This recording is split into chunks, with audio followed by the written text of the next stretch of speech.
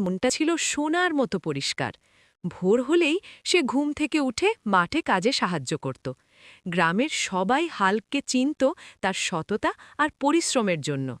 একদিন গ্রামের পাশের নদীতে হঠাৎ বন্যা এলো। অনেকের ঘরবাড়ি ভেঙে গেল। সবাই যখন ভয়ে পেয়ে দিশেহারা, তখন হাল্ক দেরি না করে নেমে পড়ল কাজে। সে নিজের নৌকা নিয়ে একের পর এক মানুষকে নিরাপদ জায়গায় তুলে আনতে লাগল। বৃদ্ধ দাদি, ছোট বাচ্চা, কারও দিকে সে ভেদাভেদ করল না। দিনভর কষ্ট করে হাল্ক ক্লান্ত হয়ে পড়ল, তবু মুখে কোনো অভিযোগ ছিল না। সন্ধ্যায় গ্রামের লোকজন তার জন্য হাততালি দিল। ইউনিয়নের চেয়ারম্যান এসে বললেন, হাল্ক, তুই আজ আমাদের সবার হিরো। সেদিন থেকে হাল্ক শুধু গরিব ঘরের ছেলে নয়, পুরো গ্রামের গর্ব হয়ে উঠল।